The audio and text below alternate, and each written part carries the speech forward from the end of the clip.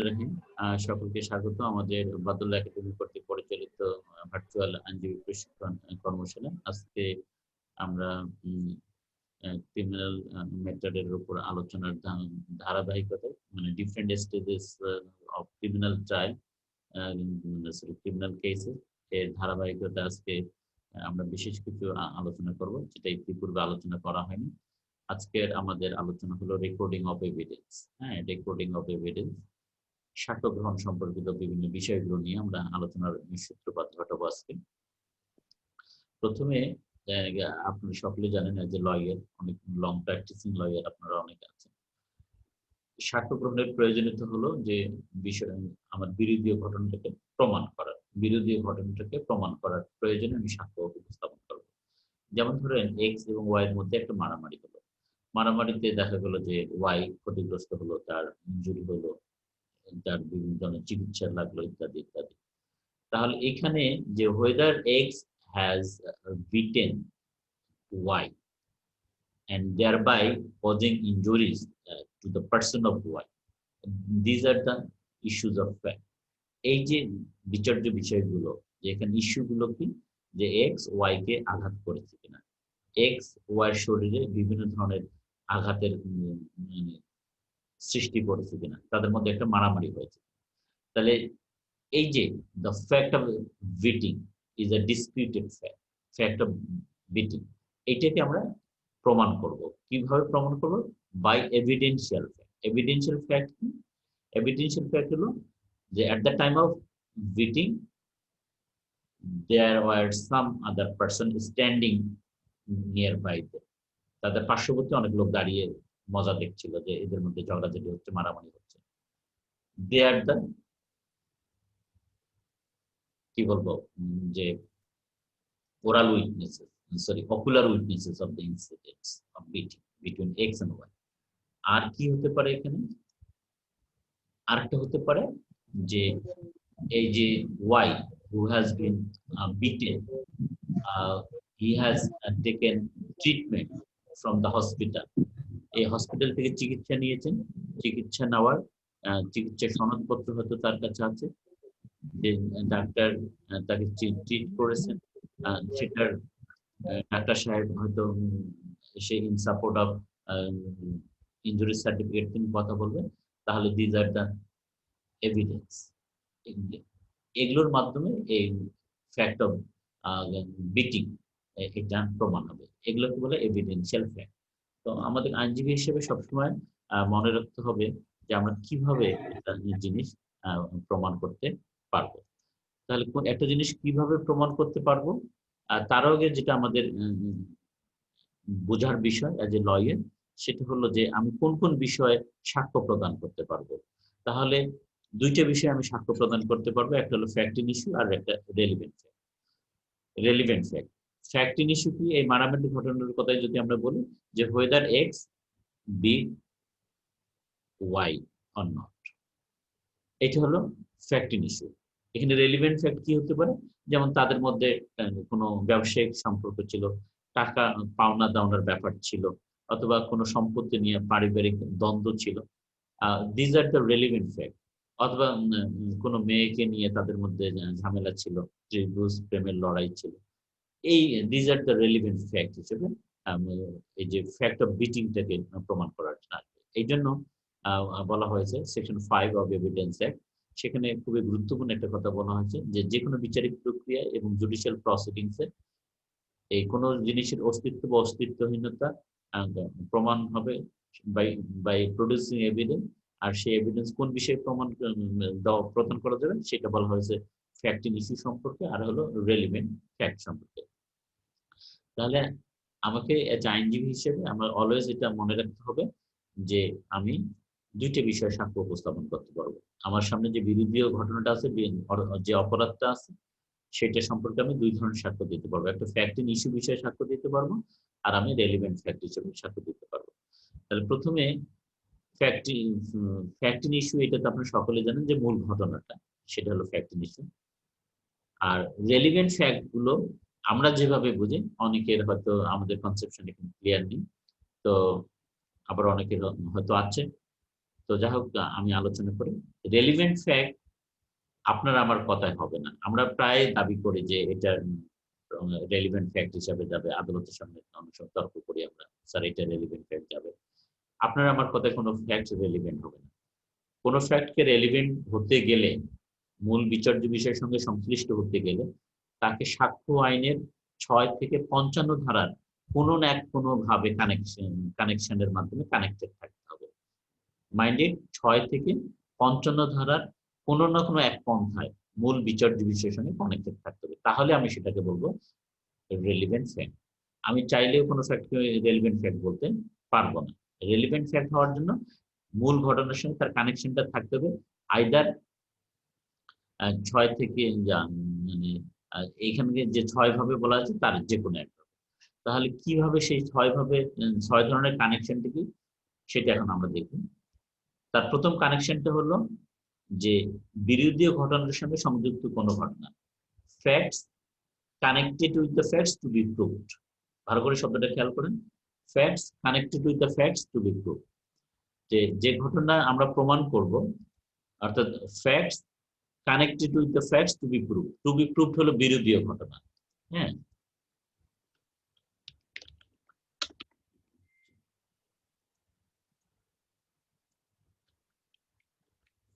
facts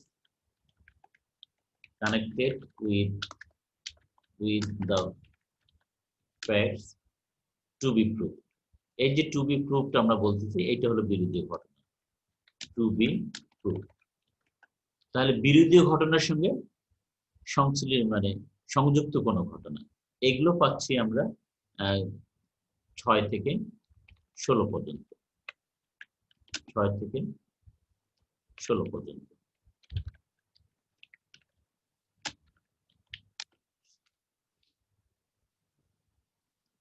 section 6 থেকে section, তাহলে একটা ঘটনা সেকশন 6 থেকে 16 পর্যন্ত। তারপরে আরেকটা বিষয়কে আমরা রেলিভেন্ট ফ্যাক্ট বলবো, সেটা হলো স্টেটমেন্ট। স্টেটমেন্ট, হ্যাঁ, স্টেটমেন্ট সেটা কিরকম জিনিস? Connected with the facts to be proved. Statement connected with the facts to be proved. Statement connected with the facts to be proved. এটা হলো যে, যেমন ধরেন কনফিউশন থাকতে পারে, যেমন ধরেন অ্যাডমিশন থাকতে পারে, হ্যাঁ, এগুলোকে বলা হচ্ছে statement. Statement connected with the facts. যেমন একজন আসামি ধরা পড়লো, আসামি ধরা পড়ে তিনি দোষ স্বীকার করলেন।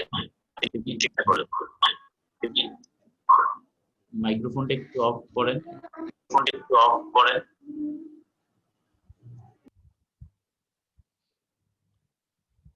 তো এই যে এটাকে বলা হচ্ছে statement connected with the facts to be proved. তাহলে সেটা কনফিউশন হতে পারে, সেটা অ্যাডমিশন হতে পারে, ইত্যাদি ইত্যাদি। আর কি হতে পারে আমাদের নাম্বার 3? এগুলো বলা হয়েছে সেকশন 17 থেকে সেকশন 17 থেকে এই ফ্যাক্টস গুলো আছে 39 পর্যন্ত। সেকশন 17 থেকে আছে 39 পর্যন্ত। তারপর 3 নম্বর আমরা যেটা পাচ্ছি সেটা হলো আমাদের জাজমেন্ট। জাজমেন্ট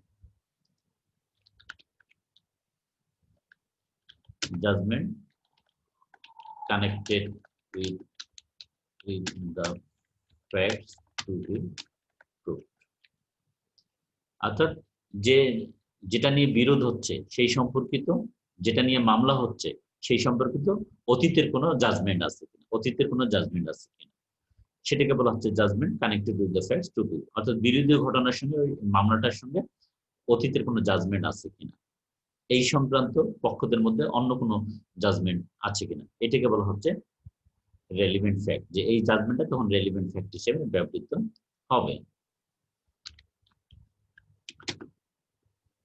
এগুলো বলা আছে section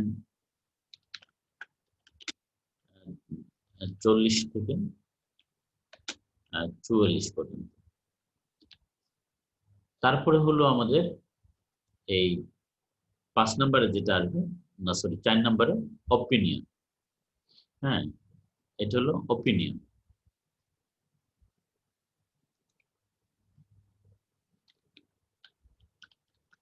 Opinion connected with the facts to be proved. Connected with the facts to be proved. তাহলে অপিনিয়ন কোনগুলো অপিনিয়ন আমরা বলবো? এটা বলা আছে সেকশন 55 থেকে 51 পর্যন্ত। অর্থাৎ যেমন এক্সপার্ট অপিনিয়ন যেটাকে আমরা বলি, এক্সপার্ট অপিনিয়ন, যেমন ডাক্তার এসে ইয়া করলো, একটা রেপের বিষয়ে এই মতামত দিল। হ্যাঁ, অথবা হ্যান্ডরাইটিং এক্সপার্ট আসলো, তিনি এসে এই দলিলটার হ্যান্ডরাইটিং কার অথবা থাম ইমপ্রেশন কার সেটা বিষয়ে মতামত দিল। অথবা কেমিক্যাল এক্সামিনার এসে তিনি সেটার রিপোর্ট সম্পর্কে তার মতামত দিলেন যে এখানে কি ধরনের বিষ পাওয়া গিয়েছিল at the stomach of the deceased. These are the called expert opinion. তো এই অপিনিয়নও আমাদের প্রাসঙ্গিক হবে সাক্ষ্য। আর শেষে হলো character. Character of a person connected with the facts to be proved. Character of a person connected with the facts to be proved. অর্থাৎ পক্ষদের চরিত্র, পক্ষরা আছে, মামলার পক্ষ, সে কি আগে থেকে চোর বাটপার, এলাকায় কি ডাকাত হিসেবে পরিচিত, নাকি খুব ভদ্র মানুষ হিসেবে পরিচিত, নাকি জিনের বাচ্চা হিসেবে পরিচিত। এই দিজ আর দ্য ক্যারেক্টার। হ্যাঁ, একটা মানুষের বিরুদ্ধে যখন চুরির অভিযোগ আনা হলো, সে কি ইতিপূর্বে আরো চুরি করছিল কিনা বা চুরির মামলায় দণ্ডপ্রাপ্ত হয়েছিল কিনা, এলাকার লোক তাকে কিরকম ভাবে জানে, যে এলাকায় তিনি চোরের থাপড় হিসেবে কাজ করেন, চোরাই মাল বিলি বন্দেজ করেন, চোরা আনিয়ে তার বাড়িতে রাখে, তিনি ভদ্রলোক সেজে এগুলার ইয়া করেন, বেচা বিক্রি করেন। এই ধরনের একটা রেপুটেশন থাকে বিভিন্ন লোক। হ্যাঁ, তো এই যে 5 ধরনের যে বিষয়গুলো আমরা বলছি, এইটা আছে সেকশন 52 থেকে 50 কত পর্যন্ত, 55 পর্যন্ত।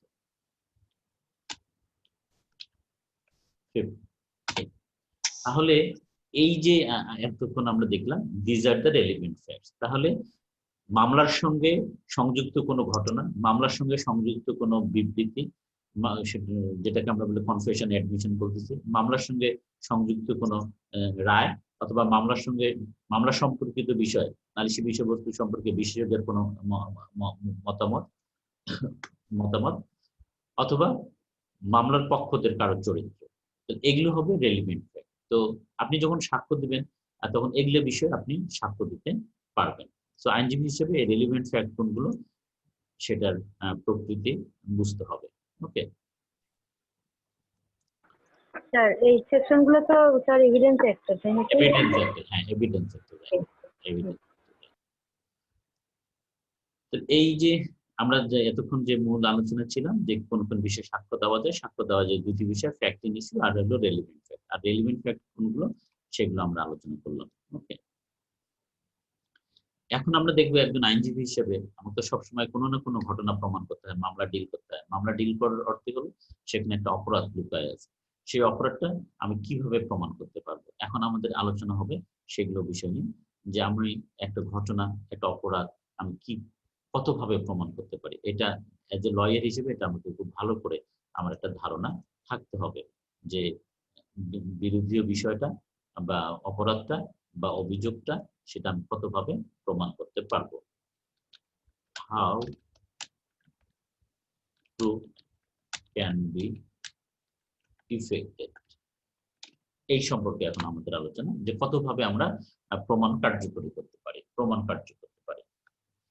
তার একটা হলো বাই টেস্টিমনি, মৌখিক সাক্ষ্যের মাধ্যমে। মৌখিক সাক্ষ্যের মাধ্যমে আপনারা সকলে জানেন যে ঘটনাটা যিনি দেখেছেন, শুনেছেন, that person is called oral, মানে ocular witness, his evidence is called oral evidence. অর্থাৎ যার সামনে ঘটনাটা ঘটছে, যিনি মারামারির ঘটনাটা প্রত্যক্ষ করেছেন, বা যিনি লাশটা উদ্ধার হতে দেখেছেন, অথবা যেখানে ধর্ষণের ঘটনা ঘটেছে, যে বিষয়ে ধর্ষণের পরপর যে ঘটনা উপস্থিত হয়ে মেয়েটাকে দেখেছেন, এই যে ব্যক্তিরা ঘটনার যে বর্ণনা দেন আদালতের শপথ নিয়ে, এটিকে বলা হচ্ছে টেস্টিমনি। তাহলে মৌখিক সাক্ষ্যের মাধ্যমে আপনি কোনো অপরাধ, অভিযোগ প্রমাণ করতে পারবেন। তাহলে আইনজীবী হিসেবে আপনার এটা জানা থাকতে হবে যে কোনো ঘটনা আপনি মৌখিক সাক্ষ্যের মাধ্যমে প্রমাণ করতে পারবেন, শুধুমাত্র দলিলের বিষয় ছাড়া। দলিলের বিষয় ছাড়া আপনি যে কোনো ঘটনা মৌখিক সাক্ষ্যের মাধ্যমে প্রমাণ করতে পারবেন। সো আপনার ভয়ের কিছু নেই, যে কোনো জিনিস আপনি মৌখিক সাক্ষ্যের মাধ্যমে প্রমাণ করতে পারবেন। শুধুমাত্র একটা ব্যতিক্রম হলো দলিলের বিষয়বস্তু সম্পর্কে। দলিলের বিষয়বস্তু বলতে কি বোঝায়? দলিলের দাগ খতিয়ান কি লেখা আছে, মৌজা কি লেখা আছে, পরিমাণ কি লেখা আছে, চৌহদ্দি কি লেখা আছে, এগুলি বিষয়ে কোনো মৌখিক সাক্ষ্য দেওয়া যাবে না। দলিলের বিষয়ে কখনোই মৌখিক সাক্ষ্য দেওয়া যাবে না। এভিডেন্স অ্যাক্টের সেকশন 91 এবং 92, যেখানেই আপনি বলবেন যে there is a existence of a deed, so oral evidence will be excluded. এখানে কোনো মৌখিক সাক্ষ্য দেওয়া যাবে না। আর যে কোনো বিষয়ে আপনি মৌখিক সাক্ষ্য দিয়ে প্রমাণ করতে পারবেন, এই আইনটা আছে আমাদের এভিডেন্স অ্যাক্ট 1872 সেকশন 59। তো আইনজীবী হিসেবে এটা আপনার জন্য বিরাট বড় একটা চ্যালেঞ্জ। যেমন কিছু একজন সম্মানিত আইনজীবী ফ্রম ময়মনসিংহ আমাকে জিজ্ঞেস করেছিল যে স্যার, ধর্ষণের মোকদ্দমা তো ডাক্তারি পরীক্ষা নাই, মেডিকেল এক্সামিনেশন নাই, তো স্যার এটা কি দিয়ে প্রমাণ হবে, আর তো কোনো সাক্ষী নেই। মেডিকেল এক্সামিনেশন লাগবে না, মেডিকেল এক্সামিনেশন ছাড়াও হতে পারে ধর্ষণের মামলা সহ যে কোনো গুরুত্বপূর্ণ মামলা। মার্ডার মামলা কি আমরা কোনো এক্সামিনেশন লাগে? এক্সামিনেশন কেউ কাউকে চুক্তিবদ্ধ করে দলিল লিখে মার্ডার করে, মার্ডার হতে দেখে, লাশ উদ্ধার হতে দেখে, হ্যাঁ, ইত্যাদি নানাভাবে মৌখিক সাক্ষ্যের উপর। এই জন্য সেকশন 59 অফ এভিডেন্স অ্যাক্ট বলছে যে কোনো ঘটনা সাক্ষ্য দ্বারা প্রমাণ করা যাবে। সো আইনজীবী হিসেবে আপনাকে এটা জানা থাকতে হবে যে আপনি যে কোনো ঘটনা দলিল ছাড়া, যে কোনো ঘটনা, সেটা মার্ডার হোক, রেপ হোক, ডাকাতি হোক, এক্সটর্শন হোক, থেফট হোক, যার কোনো অপরাধ আপনি মৌখিক সাক্ষ্যের মাধ্যমে প্রমাণ করতে পারবেন। তাহলে this is the first thing. Next হলো বাই ডকুমেন্ট। দলিলের মাধ্যমে, দালিলিক সাক্ষ্যের মাধ্যমে আপনি কোনো অপরাধ প্রমাণ করতে পারবেন। যেমন মানি লন্ডারিং একটা মামলা হলো একজনের বিরুদ্ধে, তাহলে বিভিন্ন ব্যাংক স্টেটমেন্ট নিয়ে আপনি এটা প্রমাণ করে দিতে পারেন। অথবা দুর্নীতির মামলা হলো, দুর্নীতির মামলা যে টেন্ডার হয়েছে, একটা বালিশের দাম 10,000 টাকা ধরেছে, 20,000 টাকা ধরেছে, একটা পর্দার দাম 5 লাখ টাকা ধরেছে, দিস আর ডকুমেন্টারি এভিডেন্স। তাহলে একটা অপরাধ ডকুমেন্টারি মামলার মাধ্যমে প্রমাণ হতে পারে। তারপর আর কিসের মাধ্যমে অপরাধ প্রমাণিত করে? বাই ম্যাটেরিয়াল, যেটাকে আমরা আলামত বলি, সকলে খুব পপুলার টার্ম হলো আলামত। এই আলামতের মাধ্যমে একটা অপরাধ প্রমাণিত হবে। তাহলে আলামত কোনটা হবে? যা দিয়ে অপরাধ সংগঠিত হয়, যার জন্য অপরাধ সংগঠিত হয়, যা দিয়ে, that means by pistol or dagger or sword, arms, firearms, etc. These are the means of commission of offense. তাহলে এই যে অপরাধ সংগঠনের যারা উপায় হিসেবে ব্যবহৃত হয়, যা দিয়ে অপরাধ সংগঠিত হয়, সেটাকে বলা হচ্ছে আমরা ম্যাটেরিয়াল এভিডেন্স। যার জন্য অপরাধ সংগঠিত হয়, যেমন একটা মেয়ের গলায় হয়তো পিস্তল থেকে তার গলা সোনালাটা ছিনিয়ে নেওয়া হলো, অথবা তার পার্টসটা কেড়ে নেওয়া হলো। তাহলে এই পার্টসটা যদি জব্দ হয়, এই স্বর্ণালঙ্কারটা যদি জব্দ হয়, কারণ এটার জন্য অপরাধ সংগঠিত হয়েছে, তাহলে এটাও সাক্ষ্য হিসেবে ব্যবহৃত হতে পারবে। তাহলে দিজ আর কোন ম্যাটেরিয়াল এভিডেন্স বাই ম্যাটেরিয়াল, যেটাকে আমরা সাধারণ ভাষায় আলামত বলি। তাহলে আমাকে আইনজীবী হিসেবে এটা মনে রাখতে হবে যে ম্যাটেরিয়াল আমার অপরাধ প্রমাণের ক্ষেত্রে গুরুত্বপূর্ণ ভূমিকা পালন করবে। এই জন্য মালখানা থেকে যখন এই ম্যাটেরিয়াল ঠিক মতো আসলো কিনা, ওগুলো যখন আমরা যারা শিখবো তখন এগুলো শিখিয়ে দেবো যে কিভাবে ম্যাটেরিয়াল সম্পর্কে যারা করতে হবে। তারপরে হলো বাই কনফেশন। বাই কনফেশন স্বীকারোক্তির মাধ্যমে আমার অপরাধ প্রমাণ হতে পারে। যদি দোষী ব্যক্তি দোষ স্বীকারোক্তি করে এবং if that confession becomes true and voluntary, তাহলে on that basis of confessional statement, and if it has been corroborated by other evidences, in that case the court may award punishment solely on the basis of confessional statement. তাহলে আমার confessional স্টেটমেন্টের মাধ্যমে আমি একটা অপরাধ প্রমাণ করতে পারি। আর কিভাবে পারি? By statement. By statement, by statement কোনটা? যেমন 161 ধারার জবানবন্দি, 22 ধারার জবানবন্দি, 164 ধারার statement, R these are the statement. এগুলো আমার সাক্ষ্য মানে কোনো বিষয় প্রমাণের ক্ষেত্রে ভূমিকা রাখতে পারে। আর কি আছে আমার? By inspection. ইন্সপেকশন কোনো কিছু পরিদর্শনের মাধ্যমে, এটা মেইনলি ক্রিমিনাল সিভিল মামলায় লাগে। By inspection, local investigation. একটু মাইক্রোফোন গুলো অফ রাখেন, দয়া করে খেয়াল করেন নিজে নিজে মাইক্রোফোন গুলো। বাই লোকাল ইনভেস্টিগেশন, এটাও ক্রিমিনাল মামলা লাগে না, সিভিল মামলা সাধারণত লাগে। তবে 164 কি বলে 144 বা 45 সেকশনের ক্ষেত্রে, সিআরপিসি যে মামলাগুলো হয় এর ক্ষেত্রে লাগতে পারে। আর হলো বাই জুডিশিয়াল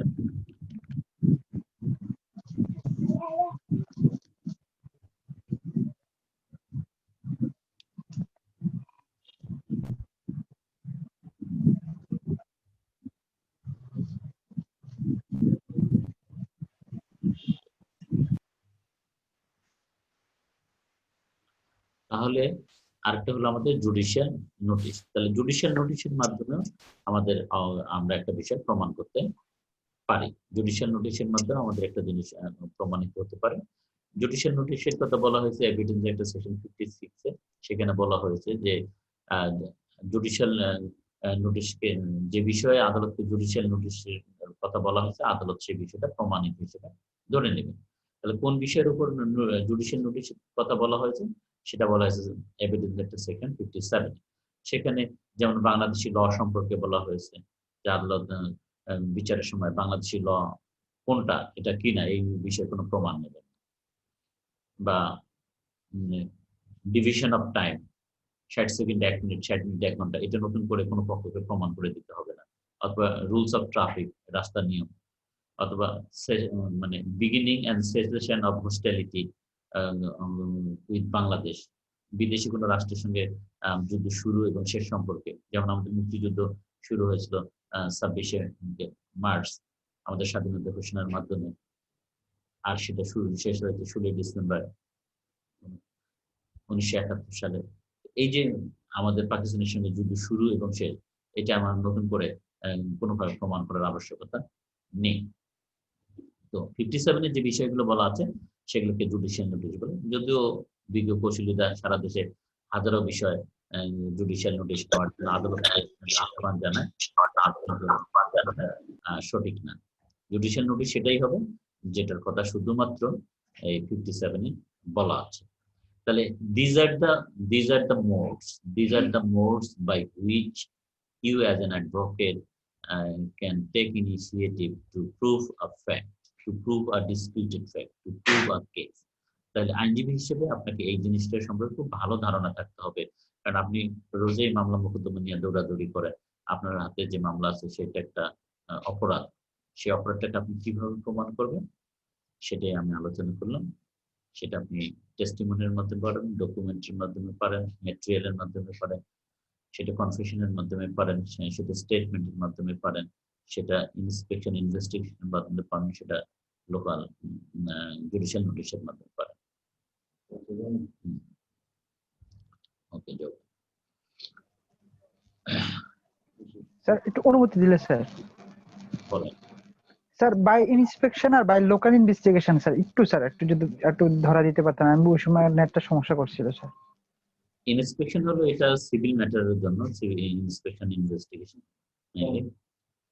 ইন্সপেকশন হলো যে ইনজাংশন দেওয়ার আগে আদালত যে বিষয়টাকে আদার সাইডকে রেস্টেন করতে চাচ্ছেন, সেই জিনিসটা আদালত দেখতে চান। এই যে দেখার জন্য যাকে পাঠান সেটাকে বলা হচ্ছে ইনস্পেকশন। আর লোকাল ইনভেস্টিগেশনটা হলো যেমন যেমন ধরেন আপনার বাটোয়ারা মোকদ্দমার ডিগ্রি চূড়ান্ত ডিগ্রিতে পরিণত করার জন্য একটা ইন্সপেকশন প্রয়োজন হয়, রিপোর্ট প্রয়োজন হয়, মানে বন্টনটা কার্যকরী করা হয় সরেজমিন, এটাকে বলা হয় লোকাল ইনভেস্টিগেশন। অথবা আপনার একটা জমি সিএস করতে এনে কত দাগ করতে এনে রেকর্ড হয়েছিল সেটা আরএস করতে এনে কোথায় আসছে, বা এসএ করতে এনে কোন দাগ করতে এনে রেকর্ড হয়েছে, এগুলা বিভিন্ন ভাবে মৌজা ম্যাপ টালি করে করে সার্ভেনিং অ্যাপ্রোচ এগুলো বের করে, এটাকে বলা হচ্ছে লোকাল ইনভেস্টিগেশন। মেইনলি এটা সিভিল মামলার ক্ষেত্রে প্রযোজ্য হয়। ক্রিমিনাল মামলার ক্ষেত্রে তেমন এটার প্রয়োগ নেই, তবে কখনো এই হতে পারে 145 মামলায় প্রয়োগ হতে পারে, কিন্তু এগুলো খুব কম, তেমন একটা দেখা যায় না। তাহলে these are the modes by which you as an advocate may prove any fact, disputed fact. So এই বিষয়টা আপনাকে ভালোভাবে জ্ঞান রাখতে হবে। এখন আসেন আমরা আরেকটা বিষয় টপিকে যাচ্ছি, সেটা হলো burden of proof. Burden of proof আপনারা সকলেই জানেন, এগুলো ভালো বিষয়, ভালো মতো জানেন, তারপর সামান্য একটু হালকা করে অ্যাওয়ার করে দাও আপনাদের। বার্ডেন অফ প্রুফ, প্রমাণের ভার। প্রমাণের ভার বলতে আমরা কি বুঝি? প্রমাণের ভার হলো the person who is bound to prove the fact is called burden of proof lies upon him। অথবা অন্য ভাষায় আমরা বলতে পারি, হ্যাঁ, অন্য ভাষায় আমরা কি বলতে পারি যে বার্ডেন অফ প্রুফটা কি? বার্ডেন অফ প্রুফটা হলো